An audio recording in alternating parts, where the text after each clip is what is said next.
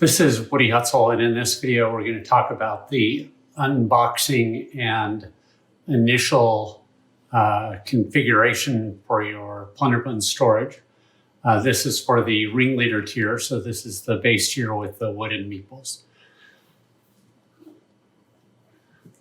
So we're going to open the box.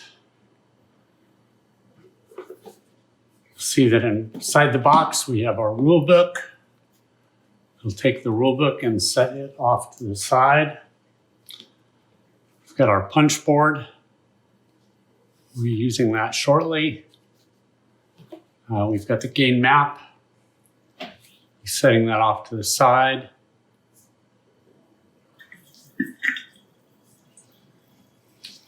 We have our coin tray. That's going to come in handy very shortly, so I'm going to just go ahead and open that up. We've got our playing cards. We have our cloth bag.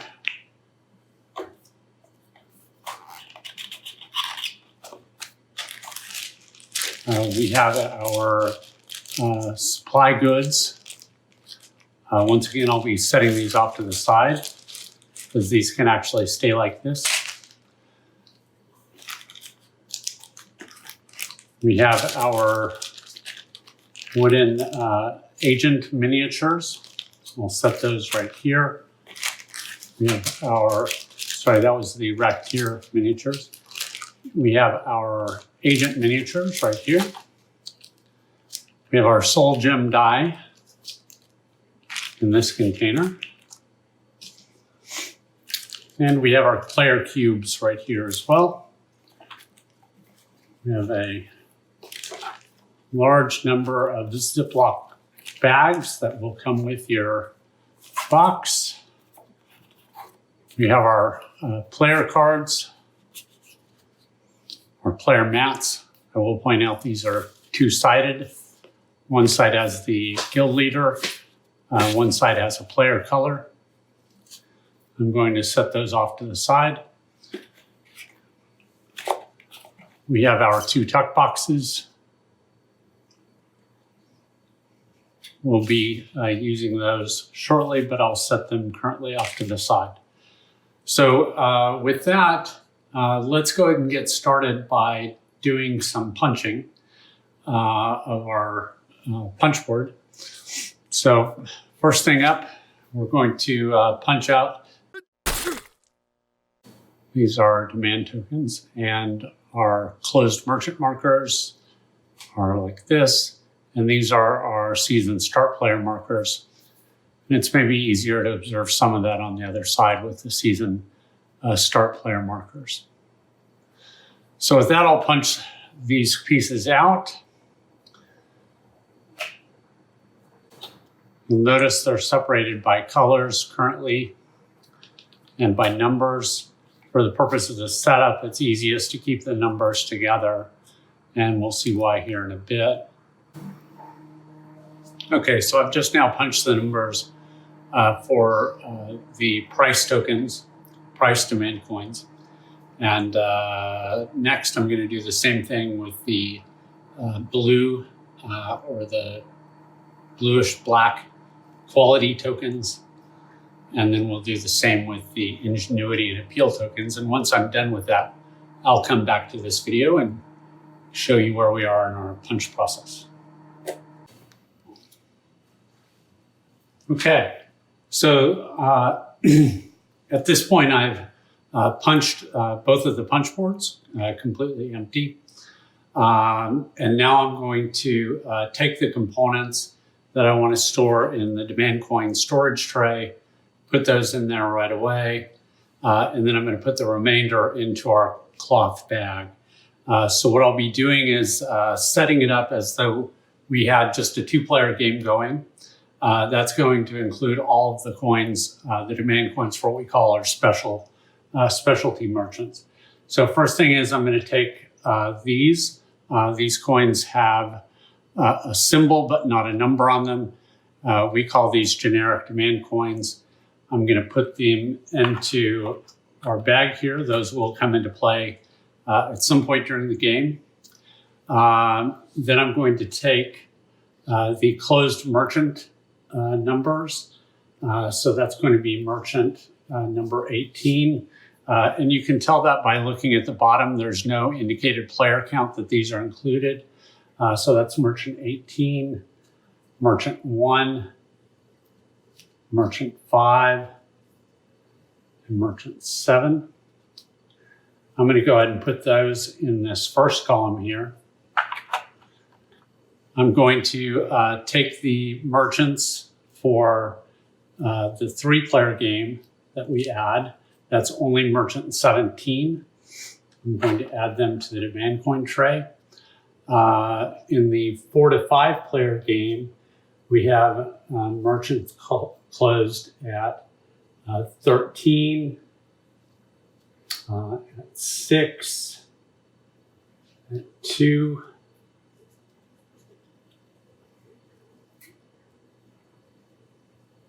and I will put those in behind the 3-player. And then finally, I'm going to take the closed merchants for number 10 and 11, which are closed, which are actually opened up during the 5-player game. So I'm going to stack those in here. So again, now what I've got left should be 8 merchants. If we were to count them up, we'd see 1, 2, 3, 4, 5, 6, 7, 8. So I'm going to take those and I'm going to place them into the cloth bag. And this is typically when you reset the game at the end of the night. This is how I would tend to leave it, unless you know you're always going to end up with a certain number of players because the same group keeps coming back to play. You can pre-configure for the appropriate number. But this gives you the baseline you need and takes most of the demand coins or a good portion of the demand coins and puts them into the cloth bag. So at this point, our cloth bag is set up for drawing, and our demand coin tray is set up as well. You'll notice through punching, we have our season markers, our season start player markers, as well as the closed merchant markers as well. So the next thing I'm going to do is I'm going to open up the packages for the playing cards. These are, in the second package, are predominantly favor cards, but I will highlight at the end of that packaging, there are some of your other starter cards. So the next thing I'm going to do is we're going to set the favor cards off to the side. We'll get back to them in a minute. And I'm going to set up my player packages. So the thing I want to do with my player packages is that I'll create a little more space here so you can see what I'm doing. We know each package is going to include a guild leader, a city guard, a copper pincher, a craftsman, a mad scientist, a thug,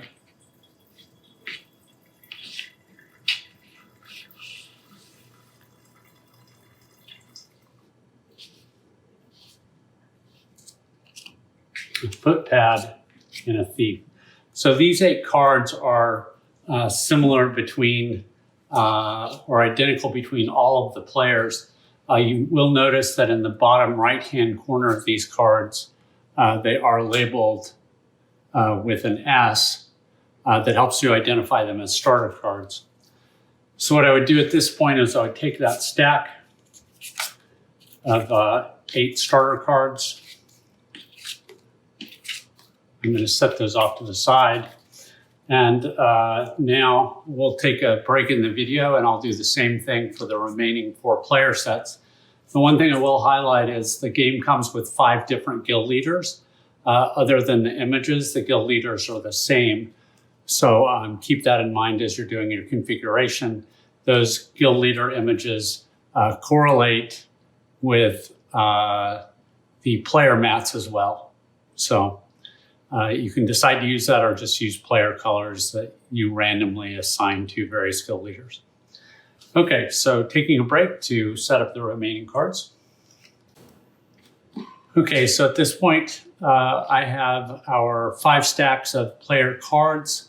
As I mentioned, they're all identical except for the guild leader card, and those are statistically identical. And so the next thing we're going to do is for each player color, and by the way, for now, I'm setting aside the recruit cards. We'll take care of those in a minute. The very next thing we're going to do is take our agents and racketeers and divvy those up between the players. So I'll do that and come back to the video here shortly. Okay, a couple things have changed with our setup here. I've done some things just to make it a little bit easier to identify which colors go with which guild leaders, and then flip back to the color side to assign the colors to the guild leaders. So you can see I've got all of our miniatures. The racketeers in the ringleader version are these wooden meeples with the clubs. The agents are fedora-wearing agent wood meeples. So I've got those divided by player set.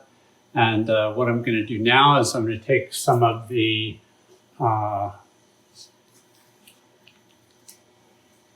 Ziploc bags we've got, and I'm going to divide or place a player color in each bag.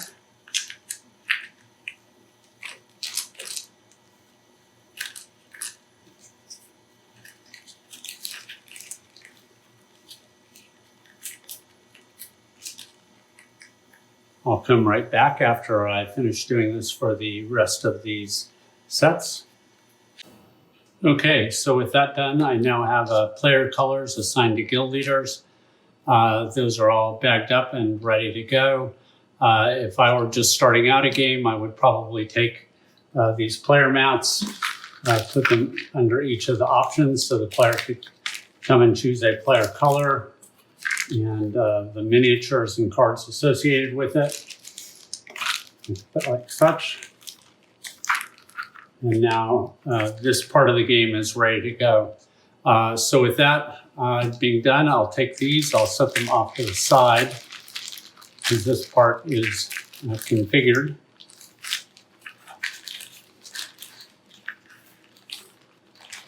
I'll restack the player mats. Okay, so I'm going to take, coming back to this, I'm going to take the tuck boxes for the favorite cards, assemble those tuck boxes. See, that's a fairly straightforward task. I'll take the favorite cards. These are sized, as you probably have seen in another video, to be able to fit these cards even as sleeved. I'll seal that back up. The favorite cards are good to go. All right, so next thing I'm going to do is take the recruit cards and put them into the deck, into a box. So we've got the cards that have all black borders. These cards are, there are 26 of them. They're used in any setup that you put together. There are the white border cards that say R 4 to 5 in the bottom right. Those are used in the games that have 4 to 5 players. And then finally, we have some what we call special agent cards. There are 12 of those. Those are used in all of the games. So I take those. I'll get the tuck box for our recruits.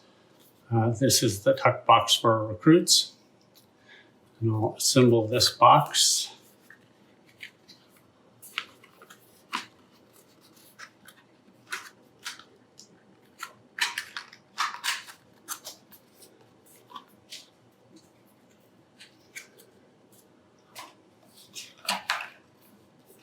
Placing the recruits in the box. I can seal that up. Again, these will easily fit even with sleeves. And now this component is also set up and ready to go. Those are our recruit cards. Okay, So I've seen, of course, that I've made a bit of an oversight in my configuration. I've not included the wooden tracker tokens. So I'm going to empty those out now. And you'll notice that there are 7 of these per player color. So with that, I will be revisiting my stack here to add those back into the mix, starting with my pile that's on top. I'll add the 7 white into the bag. Seal that up. We'll take a break from the video and come back once I've completed this task. Should only take a minute in any case.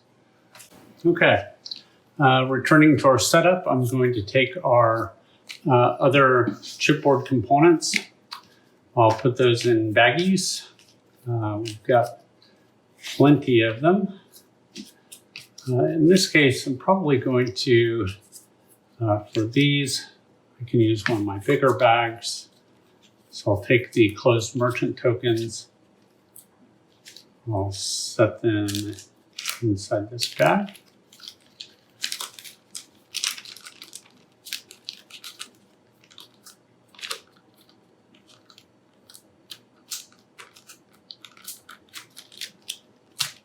We'll take our start player tokens.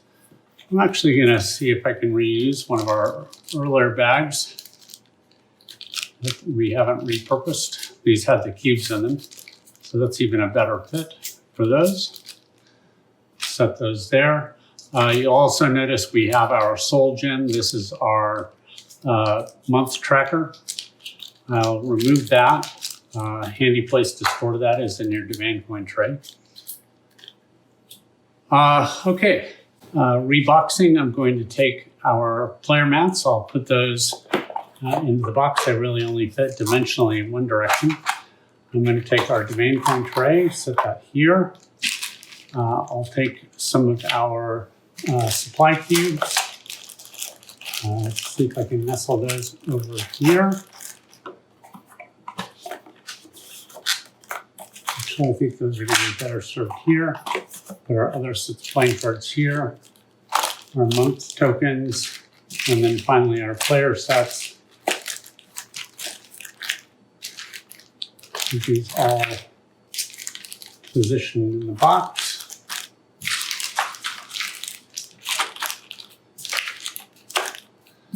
Next thing I would do is lay back on top our, oops, I always do this.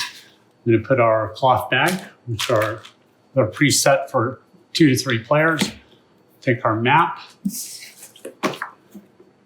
user manual, and then reseal, and we are done.